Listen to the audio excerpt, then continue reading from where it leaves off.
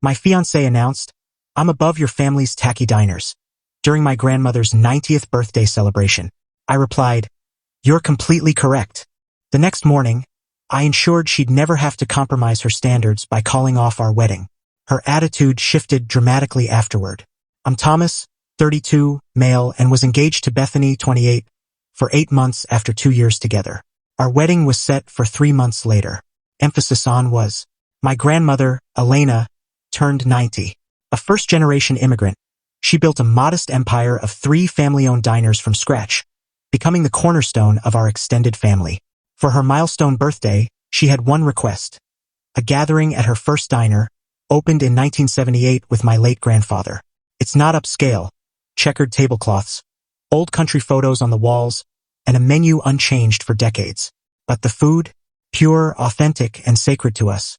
Bethany knew the stories, how my grandparents scraped by for years to open it, how my mom grew up in its kitchen, how every major family milestone unfolded at table 12. At the party, Bethany arrived late, decked out in a designer ensemble, fresh from a salon, looking ready for a high society event. "This is it?"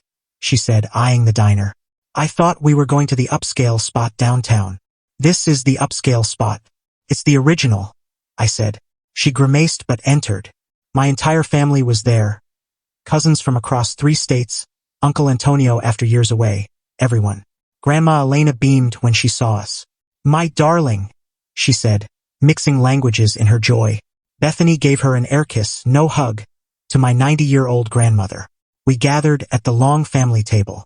Dishes arrived: Grandma's renowned meatballs, award-winning lasagna, fresh bread from the bakery next door, a partner since 1982. Bethany pushed her plate aside. "Not eating?" Aunt Rosa asked. "I'm on a detox," Bethany replied. "This is all so heavy." First misstep. Then my cousin's son, little Tony, 5 years old, accidentally spilled juice on Bethany's designer handbag. "Are you serious?" she shrieked. "This bag cost $3,000. Who lets a kid act like this?" The diner fell silent, our table, the whole place. "It was an accident," Cousin Marie said, mopping it up. "An accident that ruined premium leather," Bethany snapped. "This is why I said we should have gone to a proper restaurant, not some place where kids run wild." Grandma's face. I'll never forget it. She looked crushed. Second misstep. But Bethany kept going. "Honestly, Thomas," she said loudly, "I'm too good for your family's low-end diners.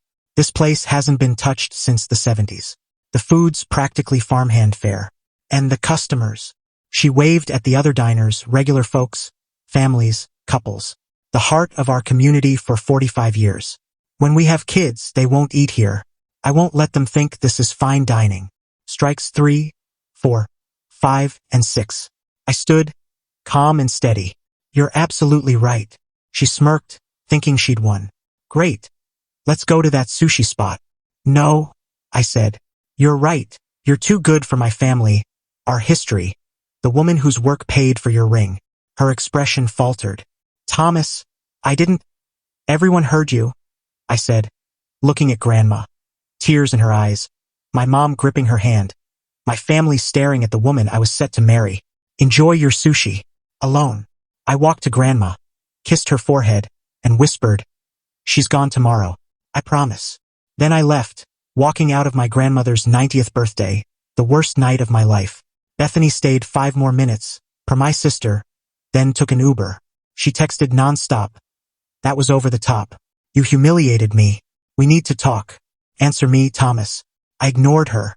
Instead, at 9 a.m., I called our wedding venue. "Hi, Thomas Reeves here. Cancel the Reeves-Morrison wedding for September 15th. Is everything okay? You'll lose your deposit." "That's fine. Cancel it all." I called the florist, photographer, DJ, caterer, not my family's diner, as Bethany had insisted on a fancy French place. By noon, $8,000 in deposits were gone. Worth it. Then I went to our apartment, my apartment, where she'd lived for 6 months. I packed her things carefully. Every designer dress, overpriced shoe, all jewelry except the engagement ring, which was mine to return. 23 boxes, left in the lobby with a note. "You were right. You deserve better than us. Good luck." Then I changed the locks. Update 1. The fallout, the aftermath was wild. Bethany and her mother, Patricia, showed up at my office, full-on drama mode. "What have you done?" Patricia yelled at reception. "You canceled everything?" Security was summoned. I went downstairs. "Thomas," Patricia said, shifting to fake charm.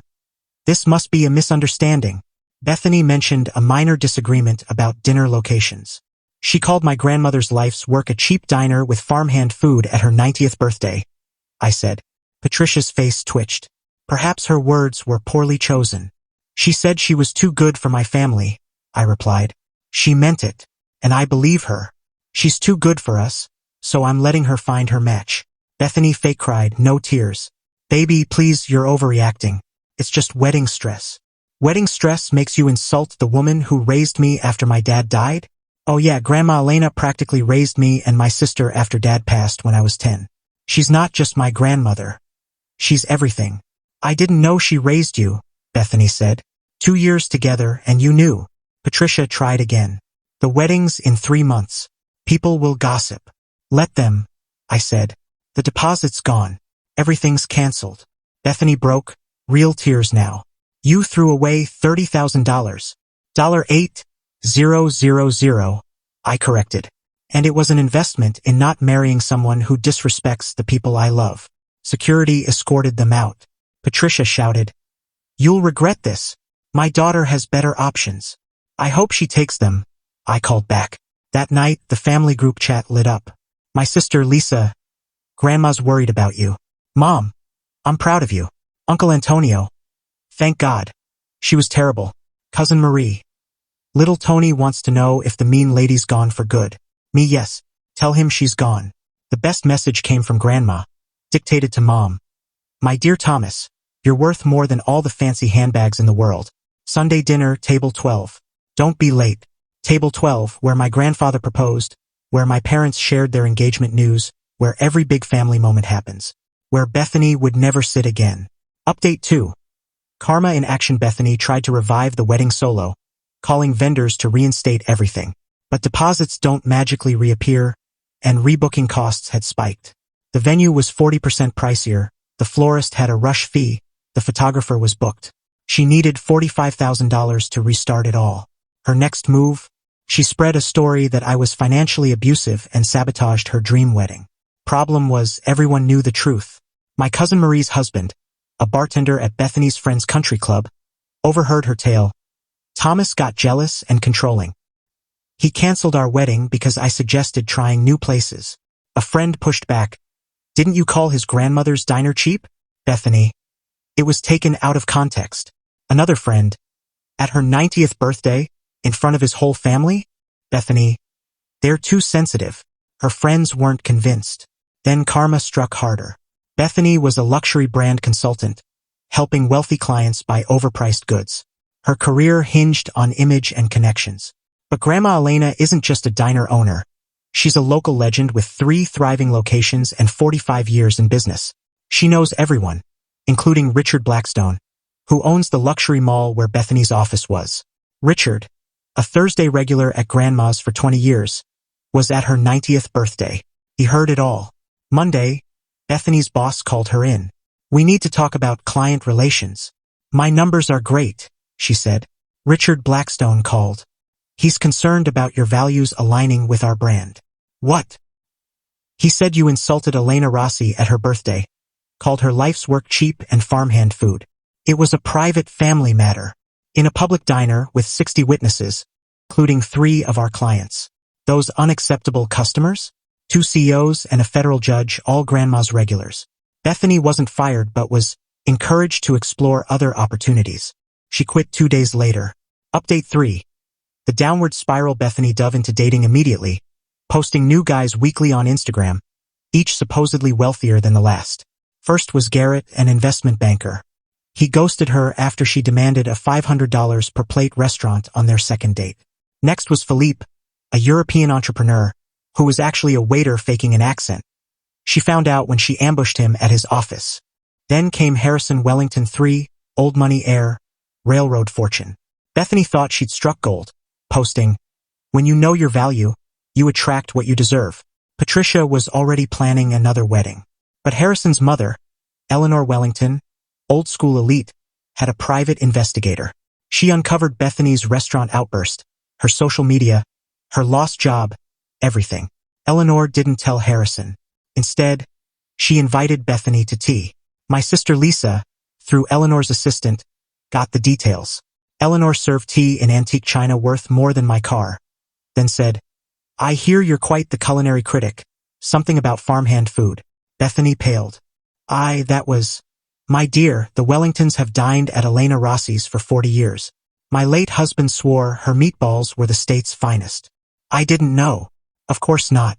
You seem unaware of many things, like Harrison's trust fund morality clause. Any spouse who disrespects family or acts unbecomingly forfeits financial rights. That's not legal. It's been legal since 1943. It stopped many unfortunate matches. Eleanor smiled. Harrison can marry whomever he wants, but the money is family money, and we protect family like the Rossis. Bethany left crying. Harrison dumped her via text that night. Mid-dinner at an exorbitant restaurant she paid for herself. Update 4. Rock bottom Bethany moved back with Patricia. No job, no man, no wedding, no apartment. She couldn't afford rent alone. Did she grow? Nope. She launched a blog, Dating After Emotional Abuse, a survivor's story. Every post was about me, barely disguised. When your ex picks his family over your dreams. Red flags I missed. He was too tied to his mom. Why strong women scare weak men. Comments weren't kind. You trashed his grandma at her birthday. This ain't the win you think. Team Thomas. She disabled comments. Then came the legal hit. Bethany used a photo from grandma's 90th birthday in a post about toxic family ties without permission. A photo with my 90-year-old grandmother. Uncle Antonio, a sharp lawyer, sent a cease and desist. Remove all Rossi family references and images or face defamation and unauthorized likeness lawsuits. She scrubbed everything but screenshots spread. A TikTok went viral. Rich girl calls grandma's food farmhand fare, loses it all. 2.3 million views. Comments were savage. Too good for homemade Italian? Yikes. She thought she was winning. Grandma's revenge is chef's kiss. Patricia called, sobbing. Thomas, stop them. Bethany's ruined. I'm not doing anything. She posted. The internet reacted. You could defend her. Defend her from facts? She said those things to my grandmother in public. She's suffering. So was grandma on her 90th birthday. Have you no heart? I had plenty. She called it farmhand food. Patricia hung up. Update 5. The twist grandma hired Bethany. I'm serious. At Sunday dinner, she dropped it. I gave Bethany a job. I nearly choked on my meatball. What? She needs work.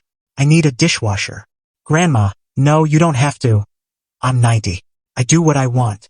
She's young and foolish. I was once too. But I learned. She won't take it. Grandma smirked. She already did.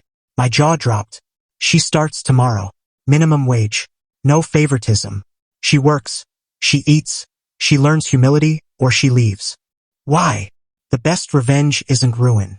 It's showing them what they lost. Every day. Grandma's a mastermind. Bethany showed up. Day 1, her designer gloves melted in industrial soap. Day 2, she whined about the smell. The cook told her to deal or quit. Day 3, she cried in the freezer but kept going. Week 2, no makeup, pointless when you're sweating over dishes. Week 3, she ate the staff meal. Farmhand food hits different when you're starving. Week 4, Mrs. Chun, the federal judge, spotted her. Aren't you the girl who... Oh my. Bethany kept scrubbing. Final update. Grandma's 91st today was Grandma's 91st birthday at our newest diner. Bigger party, same family, same table 12. I brought Adriana, met at a bookstore. She's an elementary school teacher, drives a decade-old Honda, and teared up meeting Grandma. Your meatballs are amazing, Mrs. Rossi. Call me Grandma. Have more. Adriana had thirds. Mid-dinner, the kitchen staff sang Happy Birthday, led by Bethany. In her dishwasher apron, hairnet, no makeup, exhausted. She set the cake before Grandma. Their eyes locked. Happy birthday, Mrs. Rossi. Thank you, dear. Bethany saw me, Adriana, the ring on her finger. Yes, I proposed last week at table 12 with Grandma's blessing. She said nothing, returning to the kitchen. Later, Grandma pulled me aside. She's quitting tomorrow. Good. I'm writing her a reference. What? She worked 3 months. Never missed a day. stopped complaining after week 1. She earned it. Grandma, she insulted you. That girl's gone. The one washing dishes is different. Not perfect, but different. Sometimes that's enough. You're too kind. No, I'm just kind enough. Grandma said Bethany learned that farmhand food feeds hundreds, that our tacky diner employs 30, that our low-end customers are doctors, teachers, judges, and workers, equal at her tables, and that you can't wash dishes with a $3,000 bag. We laughed. Bethany quit, got a mid-level marketing job, and is dating Roger, an accountant. No Instagram fanfare. Patricia avoids me, my family, the Wellingtons, and the Blackstones. Harrison Wellington III is engaged to a kindergarten teacher. His mother loves her. Our diners are booming, the TikTok drew crowds, and Grandma hired more staff. Adriana and I are marrying next spring at the original diner, reception at table 12. Menu, farmhand food. Guests, unacceptable clientele. Venue, a tacky diner, untouched since the 70s. Bride, someone who knows Grandma's meatballs outshine every designer bag. Bethany sent a card, signed B, no note. Grandma framed it, hung it in the kitchen beside her 91st birthday photo. To remind us, she says, dignity isn't designer. It's dishes, work, respect. It's knowing no one's above honest food made with love. Grandma's 91, 5 feet tall, and the fiercest person I know. I'm proud to be her grandson, even if our diners are tacky and our food's for farmhands. P.S. Yes, the diners are real. No, I won't name them. Grandma doesn't need the hassle. She needs her family, her tables, her dignity. P.P.S. The meatball recipe dies with her. Don't ask. Bethany, if you're reading, the dish soap's under the sink. You know where.